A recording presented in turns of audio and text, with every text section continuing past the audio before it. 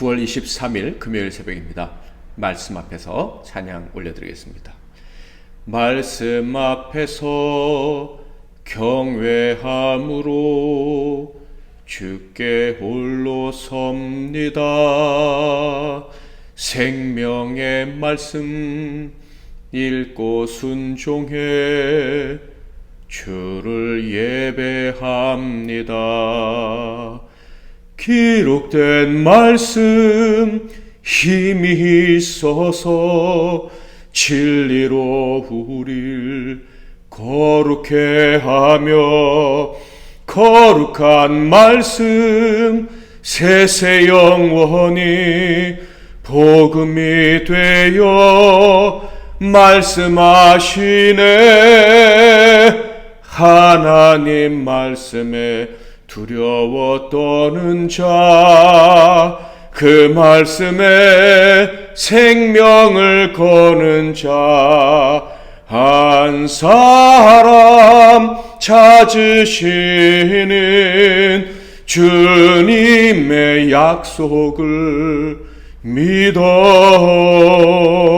하나님 말씀에 운명을 거는 자, 순종하며 주 따라가는 자, 영원한 하나님 나라 이루어갈 주의 교회요. 이런 나라. 오늘 하나님께서 주시는 은혜의 말씀은 구약성경 예레미야서 27장 말씀이 되겠습니다. 예레미야서 27장 말씀 중에서 4절까지만 봉독해 드리겠습니다. 유다의 왕 요시야의 아들 여호야김이 다스리기 시작한 때에 여호와께서 말씀으로 예레미야에게 임하시니라. 여호와께서 이와 같이 내게 말씀하시되 너는 줄과 멍에를 만들어 내 목에 걸고 유다의 왕 시드기야를 보러 예루살렘에 온 사신들의 손에도 그것을 주어 에돔의 왕과 모압의 왕과 암몬 자손의 왕과 두로의 왕과 시돈의 왕에게 보내며 그들에게 명령하여 그들의 주에게 말하게 하기를 만군의 여호와 이스라엘의 하나님께서 이와 같이 말씀하시되 너희는 너희의 주에게 이렇게 전하라. 아멘. 오늘은 리더의 책임이란 제목으로 하나님 말씀을 상고하겠습니다. 일반적으로 사람들의 행동은 자신의 가치관이나 습관에 따르게 되어 있습니다. 즉 자신에게 익숙한 대로 편한 대로 행동을 하게 된다는 것이죠. 이 말을 다르게 표현한다면 자신의 뜻과 반하는 방향으로 행동하기가 참 어렵다라는 말입니다. 그런데 그 사람들의 뜻, 사람들의 본성이라는 것이 바로 이기심이라는 점입니다. 그리고 이 이기심이란 바로 욕심으로 죄와 사망의 원인이 되는 악한 성질이죠. 그러므로 자연인이 생명의 길, 하나님이 기뻐하시는 길을 따른다는 것은 본질적으로 불가능한 것입니다. 오직 하나님의 은혜가 있어야지만 자신의 뜻이 아닌 하나님의 뜻에 맞게 살 수가 있는 것이죠. 그렇다면 하나님의 말씀대로 살아가게 하는 은혜는 어떻게 사람에게 찾아오게 됩니까? 그것은 사람의 의지와 상관없이 일방적으로 찾아오는 것입니다. 즉 하나님께서 원하시는 때에 원하시는 자들에게만 그 은혜를 주시는 거예요. 그래서 그 은혜를 받은 자들만이 자신의 욕심이 아닌 하나님의 뜻을 좋아하고 하나님의 뜻을 사랑하며 그 말씀대로 따를 기회를 얻게 되는 것이죠. 자, 그렇다면 이렇게 일방적인 하나님의 은혜를 잊고 하나님과 그분의 뜻을 사랑하게 된 사람은 죄악된 습성을 다 버리고 언제나 하나님 뜻대로만 살게 될까요? 결코 그렇지 않습니다. 성경은 어떻게 가르쳐주고 있나요? 끊임없이 계속해서 하나님의 말씀을 들어야만 한다라고 가르쳐주고 있습니다. 말씀을 듣고 깨닫는, 그리고 그 말씀대로 순종하려는 노력이 평생 계속되어야지만 한다는 거예요. 이러한 노력이 멈추거나 잘못된 방식으로 노력을 하게 되면 어떤 일이 벌어질까요? 너무나도 빨리, 때로는 그 즉시 과거의 습성에 따라서 행동을 하게 되는 것입니다. 즉 죄와 사망의 길로 바로 돌아가서 거기에 빠져 허덕이게 된다라는 거예요. 하나님께서는 이러한 사람의 상태를 잘 아시기에 계속해서 말씀을 듣게 하시려고 말씀을 전할 사람들을 세우시고 그들로 하여금 사람들에게 보내 말씀을 가르치도록 하셨습니다. 진실되게 하나님 말씀을 전하는 자들이 많기를 바라고 그들을 세우셔서 보내셨다 하는 거예요. 예레미야처럼 자신의 이익을 추구하기는커녕 생명같이 헌신하기 원하는 자들을 세우시고 보내신다 하는 거예요. 누구보다 하나님의 말씀을 사랑하는 자들이 백성들을 가르칠 때 하나님의 말씀을 듣고 순종하는 사람들이 많고 그 순종함으로 복을 받게 될 것을 아시기 때문이죠. 예레미야 시대에도 하나님께서는 말씀 전하는 자들을 세우시고 바르게 전할 것을 요구하셨습니다. 그러므로 이 사명을 받아 온전히 감당하는 사람들은 당연히 백성의 리더죠. 리더가 되어야 하고 백성들은 그들을 리더로 인정해야 했습니다. 그 역할이 너무나도 중요하기 때문이죠. 그런데 만약에 말씀을 맡은 자들이 자신의 사명을 온전히 감당하지 못하면 어떻게 될까요? 백성들에 비해서 더 큰 심판을 받아야만 했죠. 예레미야는 이 하나님의 말씀을 바로 전하는 사명자로 부름받았을 뿐만 아니라 끝까지 온전하게 사명을 감당을 했습니다. 하나님의 부르심에 전적으로 순종한 너무나도 귀중한 사역자였다. 참된 이스라엘의 리더였다 하는 거예요. 그래서 그는요, 전생애를 통해서 하나님 말씀을 전하는 일에 최선을 다했는데 심지어 그는 가정을 꾸리고 자녀를 양육하는 기쁨도 포기했고요. 자신의 삶 모든 것을 동원해서 하나님 말씀을 증거하며 살았습니다. 입술뿐만 아니라 하나님이 명하시는 모든 방식을 다 동원해서 하나님의 뜻을 백성들에게 알렸습니다. 참된 영적 지도자였죠. 1절 2절을 볼까요? 유다의 왕 요시아의 아들 여호야김이 다스리기 시작할 때에 여호와께서 말씀으로 예레미야에게 임하시니라. 여호와께서 이와 같이 내게 말씀하시되 너는 줄과 멍에를 만들어 내 목에 걸고, 하나님의 뜻을 전하기 위해서 줄과 멍에를 만들어 목에 걸고 행동하는 힘들고 그리고 남들이 기행으로 여기는 그런 일을 했다는 것도 알 수가 있습니다. 이런 행동을 하라고 명하신 이유가 무엇이었을까요? 바로 그것이 유다와 합심해서 살아보려고 하는 자들의 운명을 보여주기 위한 것이었습니다. 예레미야의 그 모습이 바로 그때 존재했던 유다와 그 주변에 있었던 나라들의 운명이었다라는 거예요. 그 나라들은 어떤 나라들입니까? 3절 4절 유다의 왕 시드기야를 보러 예루살렘에 온 사신들의 손에도 그것을 주어 에돔의 왕과 모압의 왕과 암몬 자손의 왕과 두로의 왕과 시돈의 왕에게 보내며 그들에게 명령하여 그들의 주에게 말하게 하기를 만군의 여호와 이스라엘의 하나님께서 이와 같이 말씀하시되 너희는 너희의 주에게 이같이 전하라. 여기에 등장한 나라들이요, 유다와 살 길을 모색하기 위해서 시드기야 왕이 있었던 예루살렘으로 다 모인 것입니다. 모여서 함께 맞서 싸울 논의를 한 것이죠. 그들에게 하나님은 예레미야가 예언하게 하신 거예요.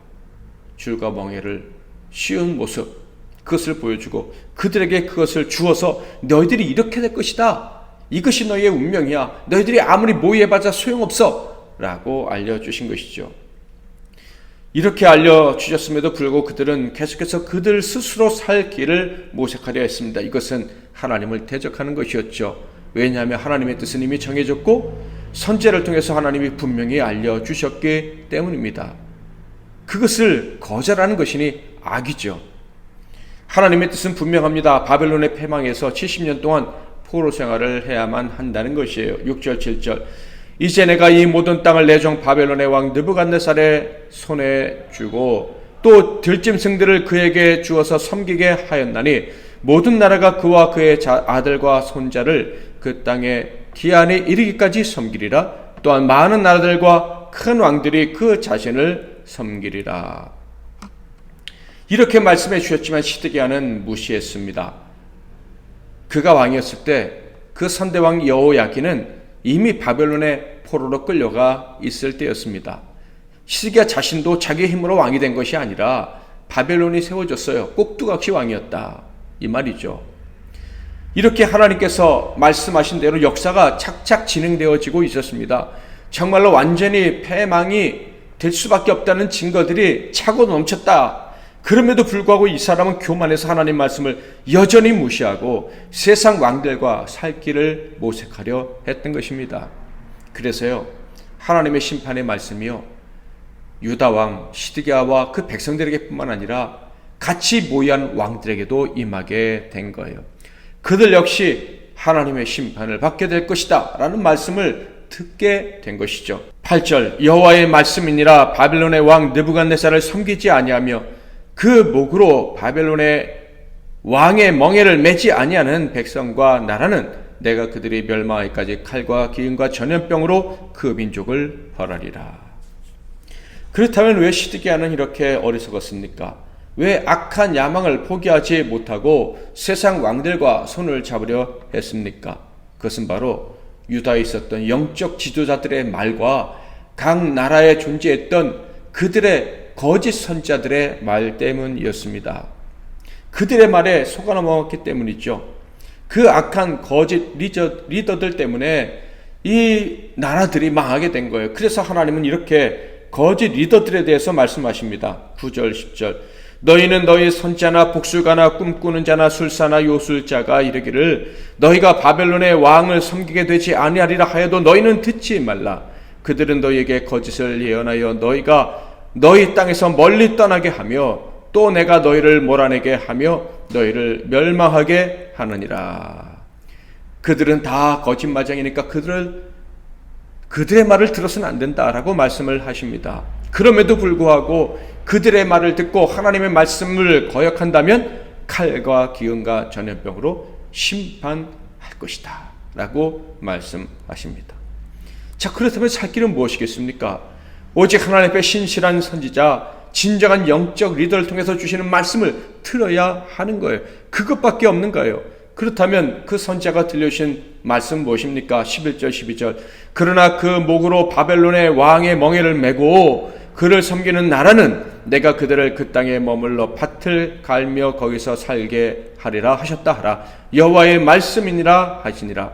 내가 이 모든 말씀으로 유다의 왕 시드기야에게 전하여 이르되 왕과 백성은 바벨론 왕의 멍에를 목에 메고 그와 그의 백성을 섬기소서. 그리하면 사실이라.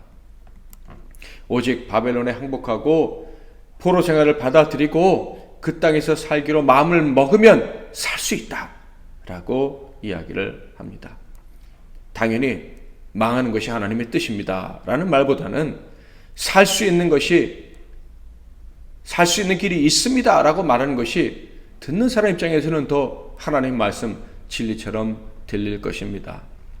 당연히 이런 이야기들을 백성들이 듣기를 원했겠죠. 선지자들 입장에서도 사람들의 마음을 사고 공감을 얻기에 훨씬 더 좋은 말은 망하지 않고 살 수 있다라는 말이었을 거예요. 망할 것이다 라고 할 때 누가 아멘하며 은혜 받았다고 하겠습니까? 망하지 않고 살 수 있고 복 받을 거야 라고 할 때마다 은혜 받았습니다, 아멘, 말씀이 너무 좋습니다 하지 않겠어요? 그래서 그때에도 선지자들은 바른 선지자라 할지라도 바른 말 하기가 결코 쉽지는 않았을 것이다 라는 생각이 듭니다. 그런데 이는요, 지금 이 신약 시대에도 마찬가지라는 것을 우리는 알아야 합니다. 지금도 진리를 전하는 일은요, 미련한 말을 하는 자로 멸시를 당할 수 있는 일이에요. 고린도서 1장 21절, 하나님의 지혜에 있어서는 이 세상이 자기 지혜로 하나님을 알지 못하므로 하나님께서 전도에 미련한 것으로 믿는 자들을 구원하시기를 기뻐하셨도다. 그러므로 저와 여러분, 하나님의 종들, 곧 말씀을 전하는 자, 세상의 영적 지도자로, 리더로 세워진 저와 여러분은 하나님께서 왕같은 제사장들이라는 직분을 주신, 그래서 그 직분을 받고 감당하여야 하는 저와 여러분은요, 우리가 받은 사명에 대해서 거룩한 두려움을 가져야 할 것입니다. 깨어 기도할 뿐만 아니라 바른 말씀을 듣기를 소망하고 바른 말씀을 전하려고 하나님께 용기를 달라고 늘 기도해야 할 것입니다. 멸시를 받고 인기를 잃어도 참 복음만을 전하기를 소망해야 되고 그 일을 기뻐해야 합니다. 그 일을 위해서 우리의 인생 전부를 들어야 합니다. 그 일이 교회와 열방을 살리는 유일한 길입니다. 이 사실을 믿는다면 반드시 그 길을 가야겠지요. 오늘도 기도하는 가운데 하나님께서 우리에게 주신 영적 리더의 책임, 또 우리 교회에 주신 영적 리더의 책임을 끝까지 감당할 수 있도록 도와달라고 기도하고 또 감당하는 저와 여러분이 되시기를 바랍니다. 기도하겠습니다. 하나님 아버지, 우리를 불러주시고 먼저 된 자가 되게 해주시니 감사합니다. 그러나 먼저 된 자가 나중될 수 있다는 것을 말씀을 우리가 기억합니다. 먼저 된 자가 나중되지 않기 위해서 우리가 해야 될 일은 깨어서 기도하며 깨어서 말씀을 듣고 깨닫는 것이며 온전히 순종하는 것이며 그리고 그것을 전하는 것임을 잘 알고 있습니다. 하나님, 세상이 미련하다고 여기는 이 복음을 언제나 담대히 전할 수 있는 용기를 저희들에게 허락해 주시옵소서.